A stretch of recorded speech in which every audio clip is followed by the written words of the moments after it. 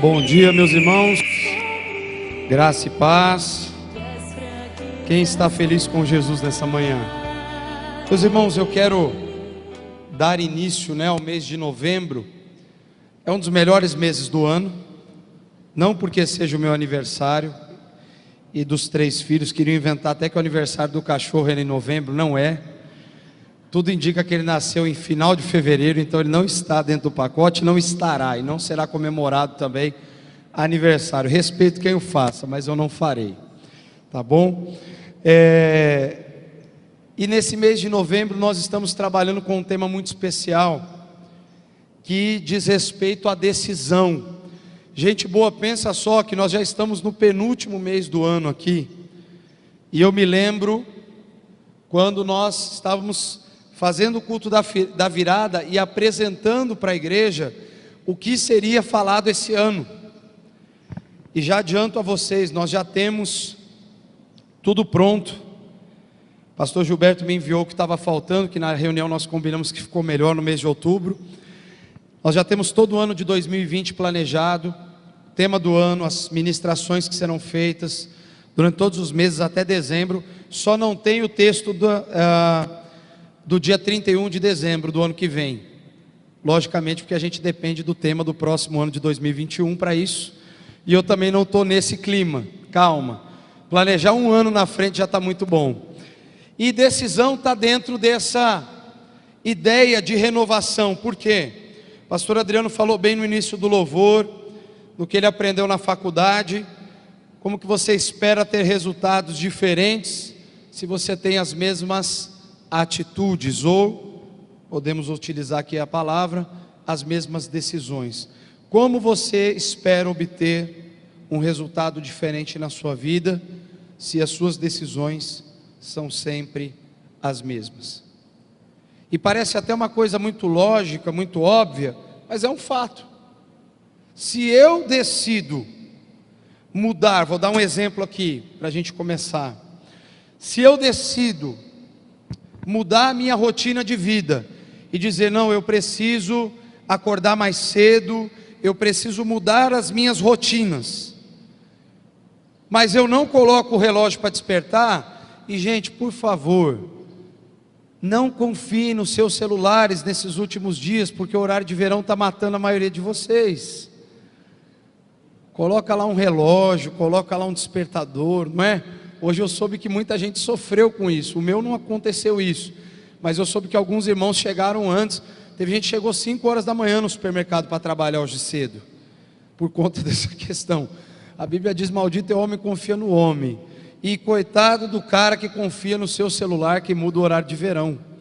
Cuidado, nesse período de novembro sempre acontece. E eu estou dizendo isso pelo seguinte: como é que você quer mudar suas rotinas se você não se propõe a isso? Eu quero acordar mais cedo, mas eu vou acordar só se Deus mandar um anjo despertador para me chacoalhar cedo na cama. Não vai acontecer. Você quer acordar mais cedo? Você precisa colocar o teu relógio para despertar, ou alguma outra coisa que você use ali para despertar você. Se você tem dificuldade com equipamentos eletrônicos, compre um galo e coloque no seu quintal. Ele vai cantar todo dia, um pouco mais cedo do que deveria, mas ele vai cantar e vai te acordar.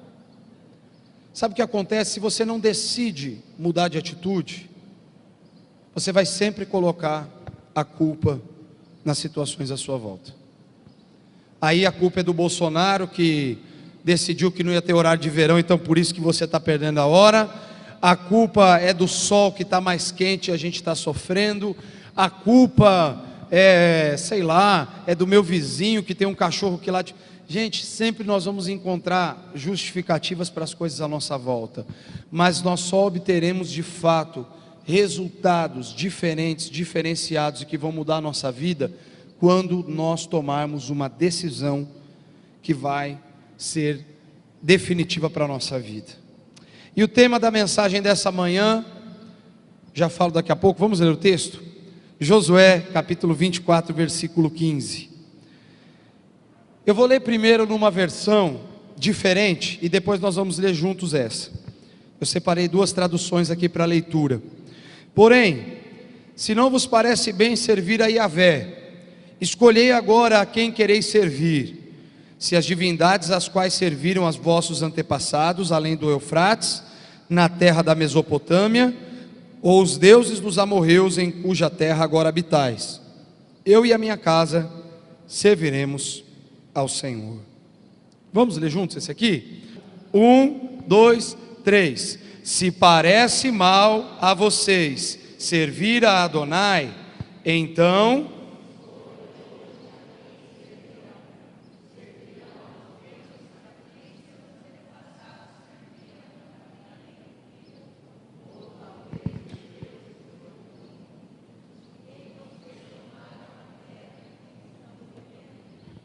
quanto a mim e a minha casa, nós serviremos a Adonai, ou ao Senhor, é o mesmo significado.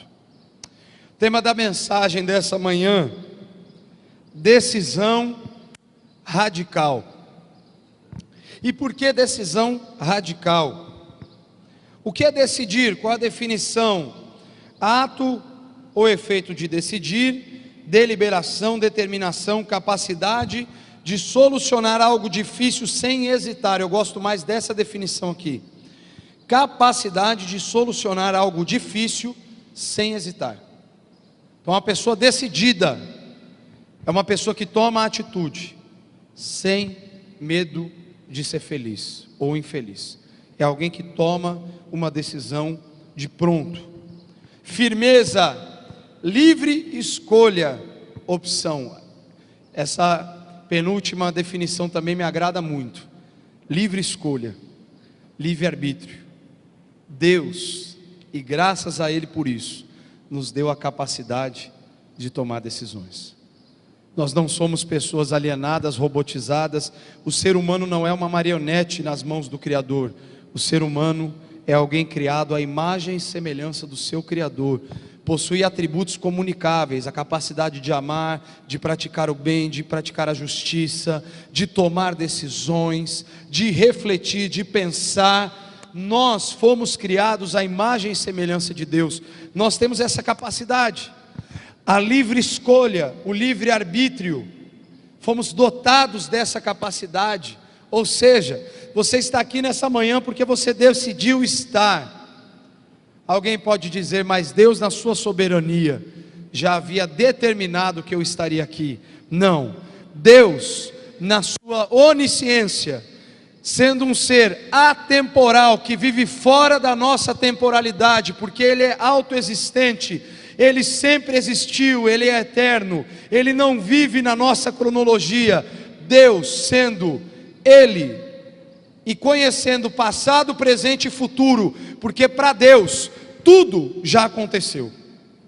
E eu não estou filosofando, eu estou sendo apocalíptico, porque se o livro de Apocalipse está aqui, significa que tudo já aconteceu para o Senhor, só está acontecendo para nós, porque Ele controla todas as coisas.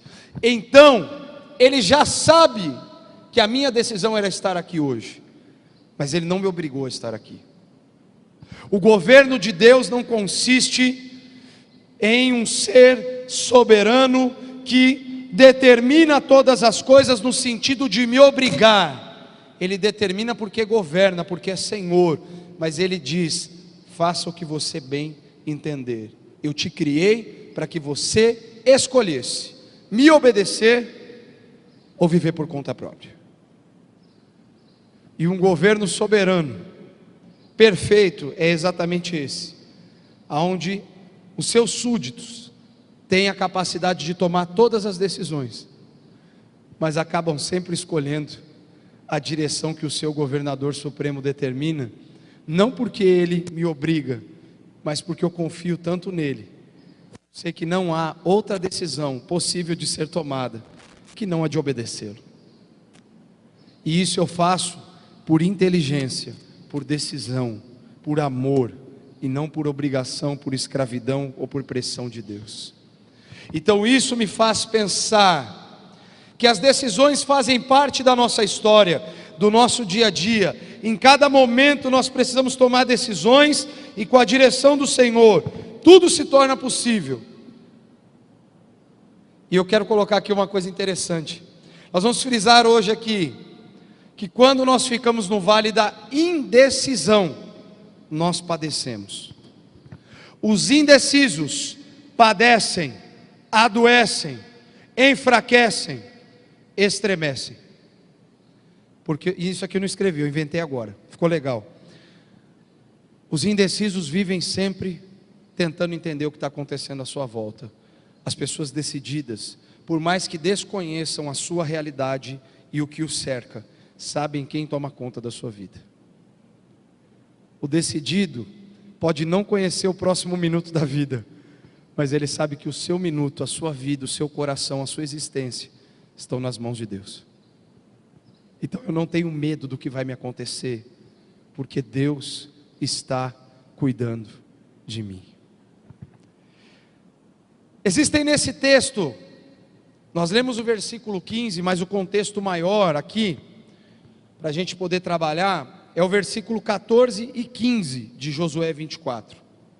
E nesse texto, existem 3 decisões imperativas, ou seja, que nos dão ordens específicas no versículo 14, e uma decisão a ser tomada no versículo 15.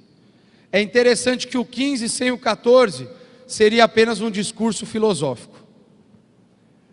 Agora o versículo 14 lido com o 15 nos mostram tudo aquilo que Deus estava querendo nos ensinar e ensinar ao povo. Eu vou ler agora o versículo 14 e 15 para que vocês possam entender. Agora temam o Senhor e sirvam-no com integridade e fidelidade. Joguem fora os deuses que os seus antepassados adoraram além do Eufrates e no Egito, e sirvam ao Senhor. Se porém não agrada a vocês servir ao Senhor, escolham hoje a quem irão servir, se aos deuses que os seus antepassados serviram além do Eufrates, ou aos deuses dos amorreus, em cuja terra vocês estão vivendo. Mas eu e a minha família serviremos ao Senhor. Em primeiro lugar, uma decisão radical precisa conter da nossa parte uma atitude muito importante dentro desse escopo: temer a Deus. A Bíblia vai dizer lá em Provérbios que o temor do Senhor é o princípio de toda sabedoria. Se eu não temo a Deus, eu não tenho condições de viver uma vida de maneira sábia. Por quê? Porque as minhas decisões, elas vão estar sendo sempre pautadas naquilo que eu acho, naquilo que eu gostaria que fosse, mas não naquilo que, após uma reflexão profunda, me levam a entender que mesmo que aquilo não seja a minha vontade, eu sei que a melhor decisão a ser tomada naquele momento é aquela. Porque não é o que eu quero, mas sim o que eu preciso. E entre o que queremos e o que precisamos, existe um rio tão grande quanto o próprio Amazonas. Porque entre aquilo que nós queremos e aquilo que nós precisamos, é muito distante. E o próprio Deus lá em Isaías 55 vai dizer isso, eu citei semana passada: porque os meus pensamentos não são os pensamentos de vós, diz o Senhor, nem os meus caminhos os vossos caminhos. Porque assim como o céu está distante da terra, assim os meus pensamentos estão distantes dos vossos pensamentos.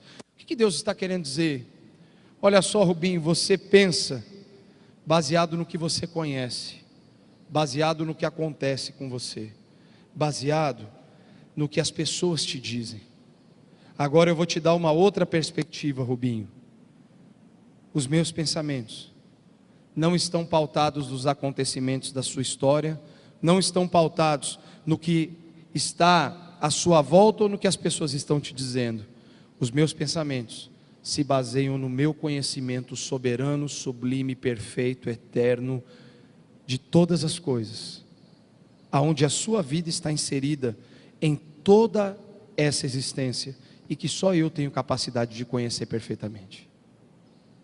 É por isso que os pensamentos de Deus não são os nossos, porque a visão de Deus está baseada no todo, na existência, que só Ele domina e conhece.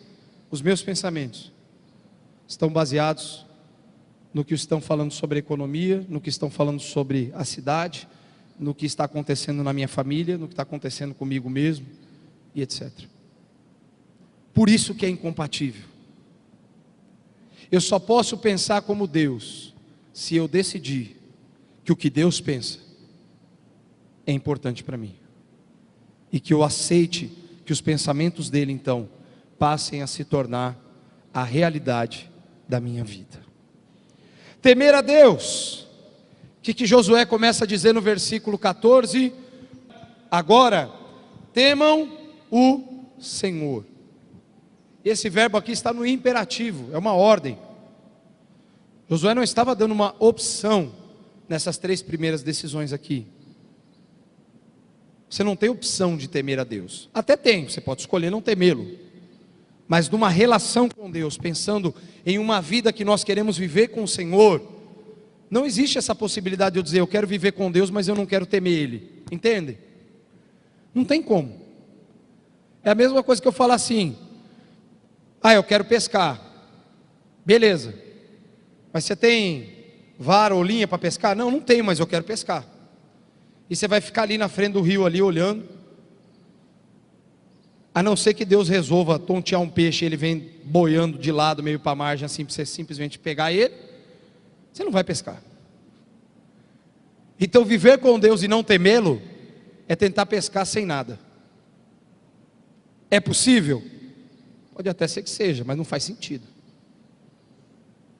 Não vai fazer sentido para você. Se o temor do Senhor é o princípio da sabedoria, então não temer a Deus é o fundamento da burrice.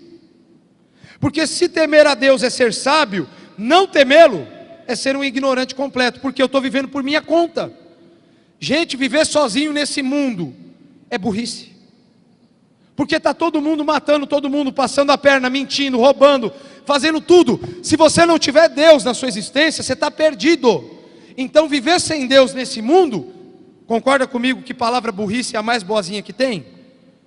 Porque a decisão é sua de não temê-lo. Então você não quer ter Ele na sua vida.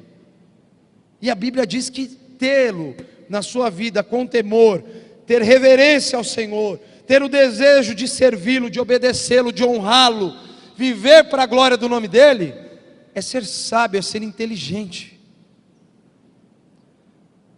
Devemos assumir uma atitude de reverência e de reconhecimento ao Senhor, não por aquilo que Ele nos faz, mas sim por quem Ele é.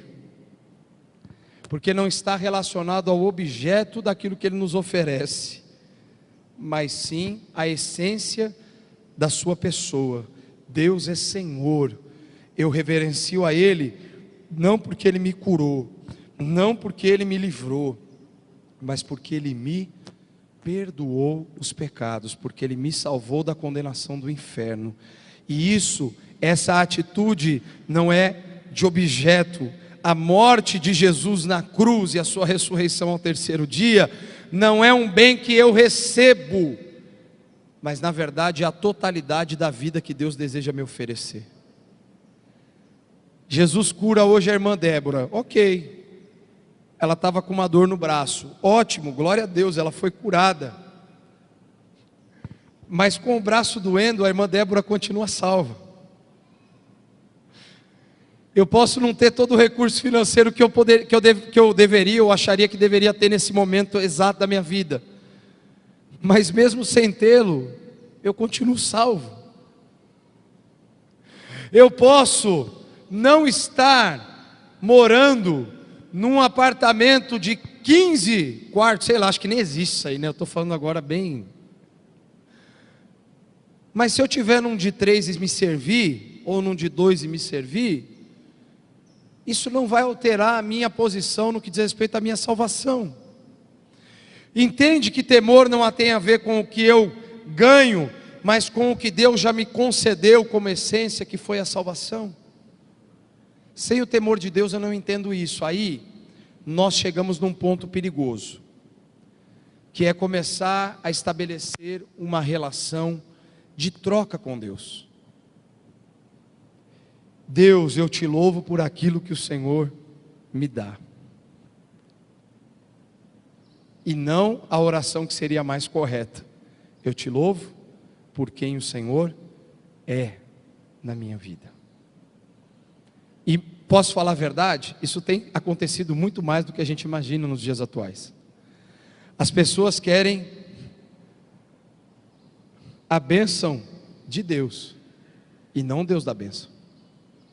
O Deus pode te abençoar mesmo, pode, Ele é abençoador, a Bíblia diz, mas Ele é o Senhor.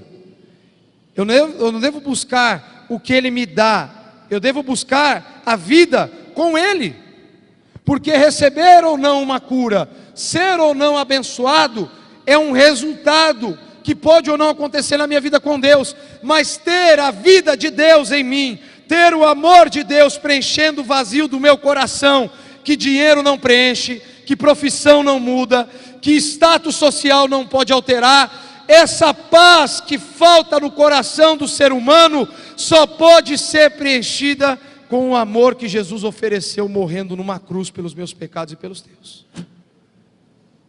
Então temer a Deus é um sinal de maior inteligência para qualquer pessoa, porque se eu não o temer, eu estou simplesmente dizendo que eu só estou buscando a Ele, porque sempre Ele vai ter alguma coisa para me oferecer quando eu esfregar a lâmpada e o gênio sair dela e eu fizer os meus 3 pedidos.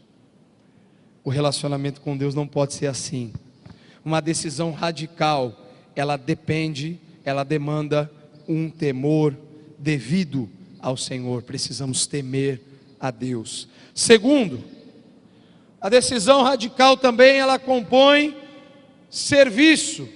E o que Josué vai dizer no versículo 14? Preste atenção. Agora temam o Senhor e sirvam-no com integridade e fidelidade. Eu achei muito interessante a maneira como esse texto se estrutura, porque servir a Deus é algo muito mais do que simplesmente uma atitude que eu possa estar realizando. Eu vou exemplificar. Quando você está ali na porta, João, você está servindo a Deus? Está. Mas se você não estiver na porta, você está servindo a Deus? Está também. Se o pastor Paulo não falasse nada hoje aqui, de oferta, ou não fizesse nada, mas ele está sentado ali, está servindo a Deus? Está.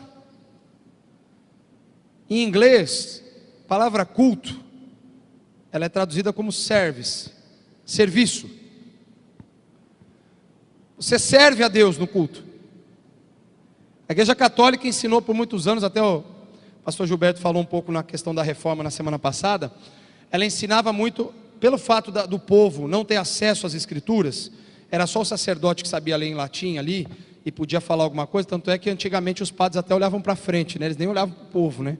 Porque não faz sentido, eu vou olhar, vocês não estão me entendendo mesmo, então deixa eu ler olhando para lá, que eu estou olhando para Deus, né? Supostamente. Então, o que acontecia naquele contexto? As pessoas, elas assistiam à missa, ou seja, eles eram meros espectadores. Eu não estou entendendo nada mesmo, então deixa ele terminar, ele vai jogar a bênção lá em mim, e vai fazer. Esse era o entendimento, era assim que acontecia, porque o povo não entendia, não pegava a palavra e falava, não, eu estou lendo essa palavra, era em latim, não tinha como, não era possível isso acontecer, porque o povo não falava latim, as pessoas sequer sabiam ler ou escrever, então elas eram extremamente limitadas, então cabia ao sacerdote dar a comunicação, então fazer a sua homilia e compartilhar a palavra.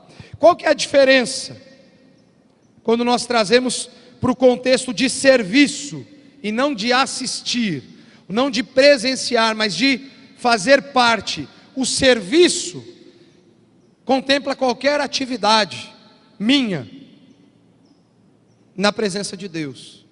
Significa que o serviço não se resume à reunião dominical ao qual eu participo rotineiramente. Serviço em qualquer tempo.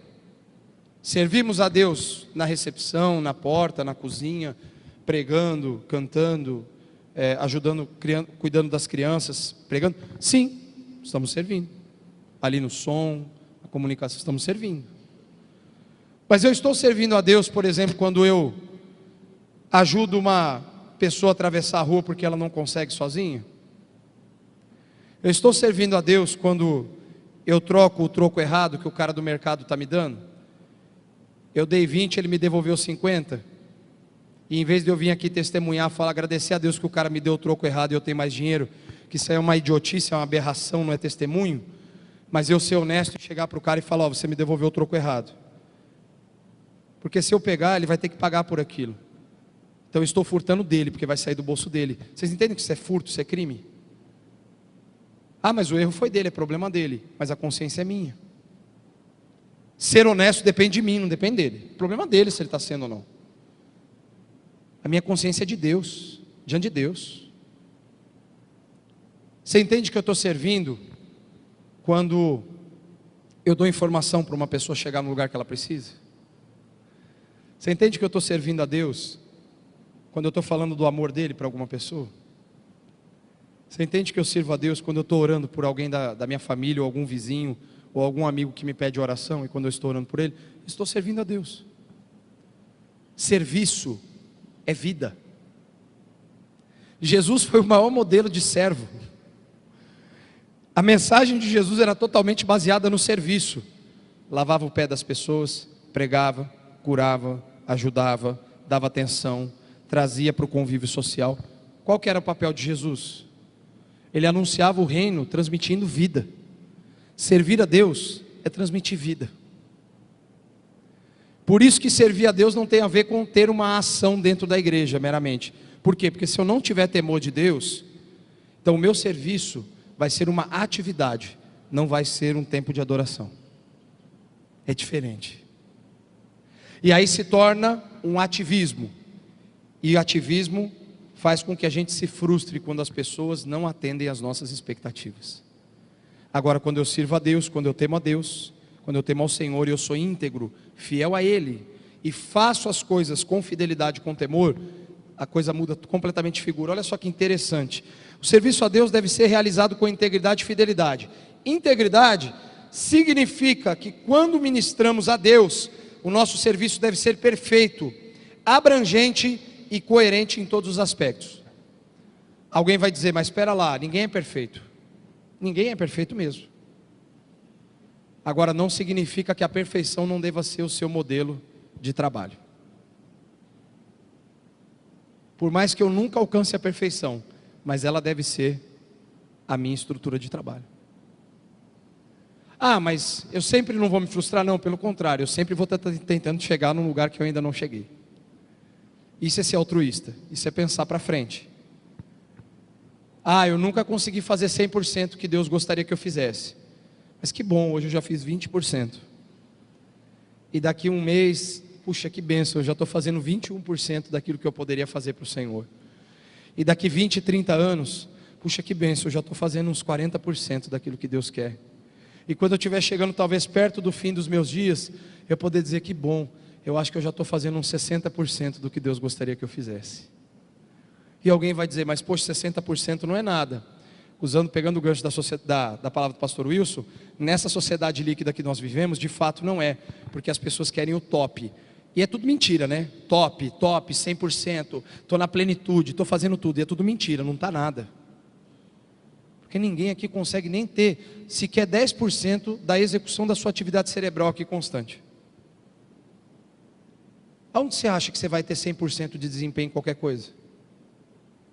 É impossível, até fisicamente. Eu não vou nem espiritualizar. Se já está comprovado que os gênios talvez cheguem a 8 ou 10% da atividade cerebral, e eu não estou muito longe disso, eu devo estar próximo aí de uns 2%, 1,5% mais ou menos, então eu acho que eu estou quase lá. Você vai pensar que você está fazendo 100% de tudo que você poderia, se você não consegue nem processar 10% de tudo que está à sua volta, porque nós não temos essa capacidade. E eu acredito que ela foi tirada por Deus, quando o homem e a mulher foram expulsos do jardim. Porque com a natureza pecaminosa e com 100% de capacidade cerebral, nós destruiríamos o mundo em 6 meses. A bomba atômica já teria sido criada há milhares de anos atrás, não precisava nem de tanta coisa assim. Se engana não, meu irmão. Imagina você com 100% da sua capacidade cognitiva. Ah, mas isso é impossível. Com a natureza pecaminosa é. Vai perguntar para Adão como era gostoso ter 100% da capacidade cognitiva e ser o maior botânico da existência, dar nomes a todos os animais da criação. A saber definir todas as árvores e frutos que haviam no jardim. Então pergunta para alguém que já teve 100% da capacidade e que depois teve que perder e se tornar como nós, porque fez besteira, porque desobedeceu. Nós somos fruto da desobediência. Jesus nos restaura, mas Ele sabe que colocar essa capacidade de novo na gente aqui não vai dar certo. Se com o pouquinho que a gente já consegue, normalmente a gente já pensa tanta coisa mirabolante e que vai dar errado depois, então muitas vezes o que nos compete é voltar ao sentido dessa palavra: serviço, servir, fazer com excelência, com integridade. É procurar fazer o meu melhor, mesmo quando eu não tenho ainda o meu melhor para oferecer de mim mesmo, mas eu sempre estou procurando fazer o melhor. Fidelidade refere-se a um serviço que pode suportar os duros golpes das provocações e qualquer prova de autenticidade. Ser fiel não tem a ver com o que os outros pensam, tem a ver com o que nós cremos e como a gente se propõe a fazer. A minha fidelidade não pode ser medida pela irmã Débora. Ela não conhece o profundo do meu coração. Ela pode conhecer as minhas atitudes, mas é só Deus que conhece o meu coração e diz: não, Ele é fiel. Vocês percebem que tem duas expressões que Jesus usa muito interessantes no Novo Testamento? O que Ele diz numa das parábolas? Ele diz: servo bom e fiel. Bom aqui, eu não sou tão especialista assim na língua portuguesa, mas eu acho que dá para eu me arriscar. Ele está ligado à integridade. Não na sua plenitude, porque quando o jovem rico chegou até Jesus e falou assim: bom mestre, e aí num dos evangelhos o que Jesus fala para ele? Por que você me chama bom? Só há um que é bom, que é Deus. Aí alguém vai dizer: então não dá para ser bom, completamente bom. Tem alguém aqui que é completamente bom? Tem? Não tem, impossível. Ah, mas o fulano, ele é o cara mais caridoso do mundo que eu conheço. Mas ele não é plenamente bom, só Deus é plenamente bom em sua essência. A integridade está dentro disso. Porque o que é ser íntegro? É inteiro. É você não deixar nada de fora corromper aquilo que está em você. Ser fiel é uma coisa que a gente só aprende com Deus. Porque só Deus é fiel na sua plenitude. O que nós podemos ser? Em alguns momentos praticantes da fidelidade. Em alguns momentos. Mas nem em todo tempo a gente é capaz disso. Terceira atitude, que está dentro daquele versículo 14: adorar a Deus. Atitude, ordem, decisão. Aí alguém vai dizer: ah, mas temer e adorar não seria a mesma coisa? Estão relacionados, mas essencialmente não são a mesma coisa. Não são. Eu explico. Temor, na minha concepção, tem a ver com entender quem Deus é e como eu devo me comportar diante desse Senhor. Adoração tem a ver com o fato de eu ter compreendido quem Ele já é na minha vida e que tudo aquilo que eu faço, serviço, é para a glória dEle, não é para mim mesmo, e eu faço para Ele. A adoração é um sentimento de gratidão por tudo o que tem acontecido na minha vida a partir do momento que Ele passou a fazer parte da minha história. Para mim isso é ser adorador. É eu lembrar da condição que Deus me resgatou e aonde Ele me colocou. Não estou falando em posição de nível, de do que eu tenho, mas Deus resgatar a minha existência encharcada no pecado e me tornar agora filho dele. A maior parte das pessoas no mundo, eu tenho falado isso porque é um fato, é muito interessante, elas têm medo do livro de Apocalipse. E sabe por que tem medo? A própria Bíblia explica. Porque ainda o perfeito amor de Deus não foi aperfeiçoado no coração dessa pessoa.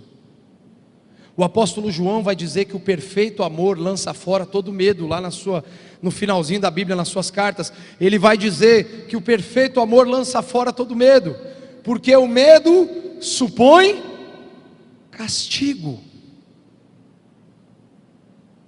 Se eu tenho medo, é porque eu sei que o castigo existe e ele está na iminência de se cumprir na minha vida. E por que eu não devo temer mais isso? Porque Jesus agora mudou a minha história. E mesmo sendo réu do inferno, não tendo condições de me defender diante de Deus dos meus pecados, agora Jesus se entrega numa cruz, morre pelos meus pecados e ressuscita ao terceiro dia. E o sangue dele agora restaura a minha condição diante de Deus. Eu não sou mais um condenado ao inferno, eu sou filho de Deus. E João vai escrever isso lá no seu Evangelho, no capítulo 1, versículo 12.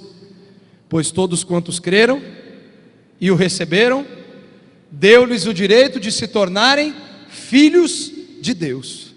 Eu creio em Jesus, eu recebo em minha vida, eu me torno filho de Deus. Antes eu olhava para o Apocalipse e tinha medo. A minha mãe falava assim quando eu era pequeno, eu lembro disso aí. Ô mãe, que esse livro de Apocalipse, não lê isso aí não, que só tem coisa, só fala de coisa ruim. Sei lá se ela lembra que ela falou isso, mas ela falou. Só tem coisa ruim. Porque de fato, se você ler Apocalipse, o que ele vai te datar? O fim. O fim sem Deus só tem desgraça. O fim sem Deus só tem medo, condenação, vergonha, morte. O fim com Deus é esperança. Porque eu não vejo Apocalipse para as pragas, condenações e destruições que estão propostas e que vão acontecer, mas eu vejo o fim, o rio da vida, a nova Jerusalém que desce do céu, o livro da vida que eu creio que o meu nome está escrito lá, a pedra que eu receberei com o nome escrito, eu receberei a coroa da vida. Então para mim Apocalipse não é um livro de morte ou destruição, é um livro de esperança. Porque eu já conheci aquele que me tornou possível ter essa esperança. Porque para conhecê-lo foi necessário uma decisão radical. Foi necessário decidir mudar de vida. Então eu só perco medo quando eu tomo uma decisão de me tornar um adorador, mesmo quando eu tenho essa voz de pato rouco e mulher da Top Term que eu tenho aqui. Mas eu sei que eu posso adorá-lo por aquilo que ele, por quem ele é e por quem ele tem transformado o meu coração. Essa é a proposta do Evangelho. A proposta do Evangelho não é te tornar mais rico, mais legal, mais popular. Se você vai ganhar mais dinheiro, você vai ter a casa, o carro, isso aí é tudo consequência de Deus e da sua dedicação e do teu trabalho. Isso aí não pode ser espiritualizado. Isso tem a ver com plantio e colheita, gente, é lei da semeadura. Fica deitado na rede lá esperando você ser promovido no teu trabalho, nem trabalho você vai ter. Então, é lei da semeadura, o que você plantar, você vai colher. O Rildo tem lá os caminhões lá que ele trabalha, lá que ele faz o serviço. Se ele falar assim, não Deus, agora eu sei que esse mês eu vou faturar para 40 clientes, mas eu não vou arrumar um caminhão. Me ajuda? Deus pode até fazer? Até pode, mas eu não acho que ele é incoerente. Porque ele disse que ao homem que plantar, ele vai colher. Agora, eu não posso ficar esperando as coisas virem do nada. Por mais que elas possam vir, mas não deve ser a minha expectativa. Porque o transcendente, o sobrenatural, quando ele resolver acontecer, ele acontece. Mas viver atrás dele me torna uma pessoa frustrada, porque na maior parte das vezes não acontece. Não acontece. Então eu não posso adorá-lo por aquilo que eu espero ou por aquilo que eu acho que ele tem que fazer na minha vida, mas eu tenho que adorá-lo por quem ele é e o que ele produziu de transformação verdadeira no meu coração. A tentação de colocar outros deuses acima do verdadeiro Deus ainda existe hoje. Quando não servimos ao Deus e Pai do nosso Senhor Jesus Cristo, logo aparecem os pequenos deuses para cativar a nossa devoção e o nosso interesse. Os pequenos deuses estão aqui hoje. Posso te dar um exemplo? O celular da maioria hoje é um pequeno Deus. Quer que eu te provo? Decida ficar um mês sem olhar a rede social. A maioria vai rir e vai dar desculpa que é instrumento de trabalho. Alguns até usam mesmo, de fato, não é isso que eu quero dizer. Ai, pastor, eu não posso ficar sem porque eu tenho que trabalhar. Mas no fundo a pessoa está dizendo assim: eu vou usar isso como um subterfúgio, mas na verdade, se eu ficar um dia, minha mão vai tremer e eu morro, porque eu não aguento ficar sem. É verdade. Porque nós somos tão envolvidos hoje com pequenos deuses que a gente nem se apercebe. Todas as vezes que você trocar o serviço ao Senhor, lembra que eu falei tudo que é serviço ao Senhor, tá? Olha que eu pus uma definição bem ampla. Toda vez que o serviço ao Senhor for trocado por qualquer outra coisa que não seja serviço ao Senhor, cuidado que é um pequeno Deus sendo erigido no teu altar. Todas as vezes que alguma coisa mais importante do que a pessoa de Deus aparecer diante de você e você decidir por aquilo, cuidado que um pequeno Deus pode estar sendo erigido no seu altar. Eu usei o exemplo do celular, mas aí a imaginação é livre. Você pode pensar tantas outras coisas que podem estar se tornando pequenos deuses no teu e no meu coração. Nada nessa existência pode tomar o lugar de Deus na nossa vida. Nada, nada, nada. Todas as vezes que qualquer atividade social se tornar mais importante do que a pessoa de Jesus para o teu coração, abra seu olho, porque daí você vai viver em crise espiritual e vai tentar pegar de Deus, ou jogar em Deus a responsabilidade das suas inconstâncias e mazelas, e você não vai entender que na verdade Deus não tem nada a ver com isso, e que na verdade você foi deixando o Senhor por outras coisas, e agora Deus então se torna o vilão da tua história, e Ele nunca foi, nunca é e nunca será vilão, porque Ele já fez muito mais do que a gente merecia, que era se entregar numa cruz por nós. Então não reclame da sua existência e dos seus problemas, procure em Deus a cura, o bálsamo e a restauração que só Ele pode te oferecer, mas Ele só vai te dar isso quando você estiver diante dEle, quando você estiver adorando Ele. Por último, decisão radical, entrega total. O versículo 15 na verdade nada mais é do que uma decisão de uma entrega total diante de Deus. E aqui tem um problema. O versículo vai dizer: se porém não lhes agrada servir ao Senhor, escolham hoje a quem irão servir, se aos deuses que os seus antepassados serviram além do Eufrates, ou aos deuses dos amorreus, em cuja terra vocês estão vivendo. Mas eu e a minha família serviremos ao Senhor. Olha que interessante. Josué era o líder do povo. Em tese, o que Josué falasse, determinasse, todo mundo tinha que fazer, porque ele estava substituindo Moisés.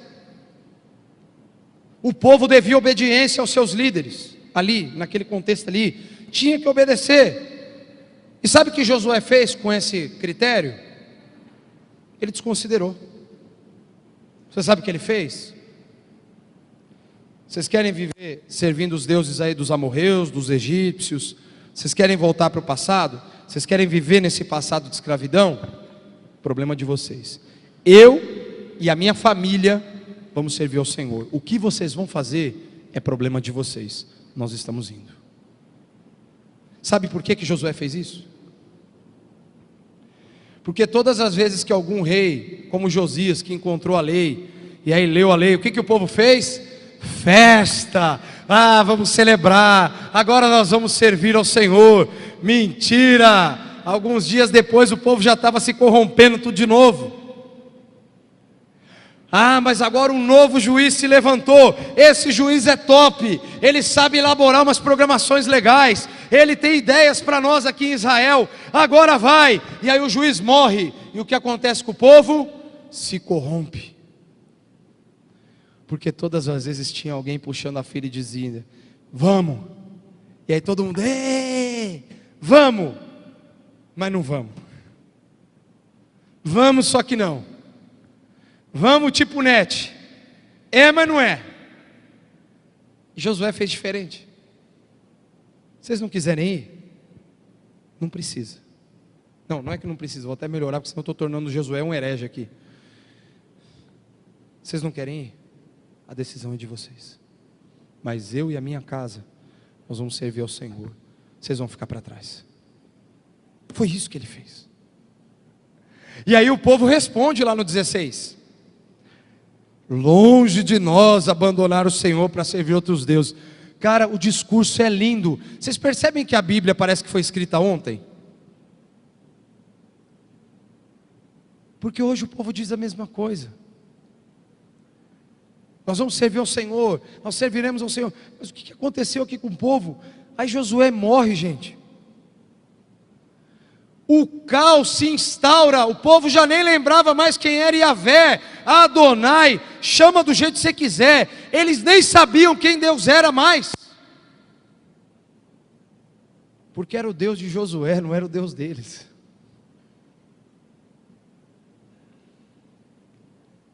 Você não pode servir a Deus porque é o Deus dos seus pais, o Deus do seu irmão, o Deus do seu amigo. Você tem que servir o Deus porque Ele é o Deus da Bíblia. Porque enquanto as pessoas refletem simplesmente a vida cristã que você deveria viver, você corre um risco grande, porque o dia que essa pessoa fizer algo que não for legal, você vai se decepcionar. O Deus da Bíblia nunca decepciona. O Deus da Bíblia não falha.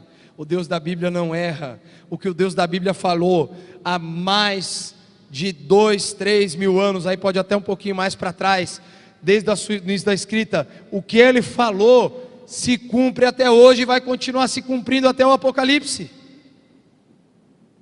Porque Deus não muda. Então por que a decisão ela tem que ser radical e essa entrega tem que ser total? Porque se eu não servir a Deus dessa forma,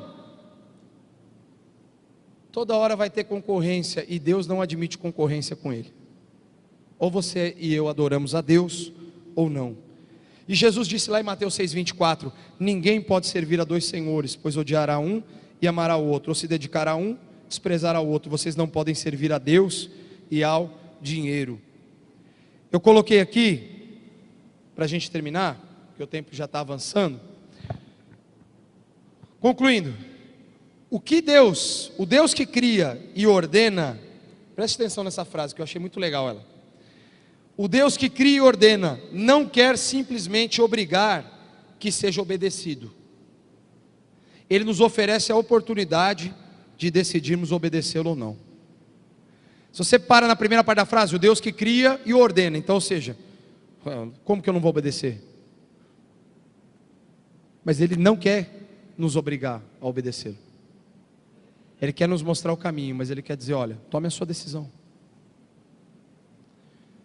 Tem quem acredita que a soberania de Deus é tal que ninguém pode resistir, não obedecê-lo? Até tem, mas eu acredito, eu vejo tantas pessoas na Bíblia que tiveram decisões e tiveram suas consequências, assim como aquelas que decidiram obedecer ao Senhor e tiveram também a vida que Deus planejou para a sua vida. Se essa escolha não for feita de livre vontade, e se não servirmos com integridade e fidelidade, não vai significar nada para Deus aquilo que realizamos em nome dEle ou para Ele. Foi isso que me chamou a atenção no texto. Porque isso faz uma ponte lá para o Evangelho de Mateus, no capítulo 7, versículo 21 a 24, eu cito ele muitas vezes aqui, e eu consegui fazer essa correlação lá no texto de Josué. Nem todo aquele que me diz, Senhor, Senhor, entrará no reino dos céus, mas apenas aquele que faz a vontade de meu Pai que está nos céus. Muitos me dirão naquele dia, Senhor, Senhor, não profetizamos em Teu nome não expulsamos demônio, não realizamos muitos milagres? Eu lhes direi então claramente, nunca os conheci, afastem-se de mim, vocês que praticam o mal. Portanto, quem ouve as minhas palavras e pratica, presta atenção, porque esse texto é uma continuação. Quem ouve essas minhas palavras e as pratica é como um homem prudente que construiu sua casa sobre a rocha. Esse texto é uma continuação. Não são dois momentos separados aqui. Colocar a casa na rocha, obediência, temor, reverência, adoração. Isso é ter casa na rocha. Casa na areia legal, Jesus é top, Jesus é legal, mas Jesus é inconstante. Para a pessoa, logicamente. Jesus é legal enquanto Ele me abençoa. Quando Ele não me abençoa mais, eu estou de mal de Jesus. Corta aqui, Jesus, lembra disso? Os mais velhos, estou de mal, corta aqui. Aí vinha e fazia assim, não sou mais seu amigo. Vou fazer dedinho com Jesus, corta aí, Jesus, eu estou de mal do Senhor, porque o Senhor não fez o que eu quero. Não existe isso. Amadureça. Nós temos que amadurecer. Nós precisamos avançar. Eu falei domingo passado que o sol, ele vai brilhar para bons e para maus. As coisas vão acontecer para mim e para você, merecendo ou não merecendo na nossa perspectiva. O mundo é injusto, a vida é ruim, só Deus é justo. Mas as coisas que de fato acontecem à nossa volta nem sempre vão ser aquilo que nós gostaríamos que acontecesse. Só que você e eu precisamos ter uma decisão diante de Deus. Decisão radical. A gente se entrega para Ele ou não? Eu vou me entregar, mas com algumas concessões. Não. Ou você é de Jesus ou você não é. Porque não adianta nem estar se você não for. Porque se você não é e está fazendo alguma coisa para Deus, Mateus 7 se torna uma realidade para mim ou para você. Chamo Jesus de Senhor, mas não o obedeço. Não funciona. Feche os teus olhos, curva a sua cabeça.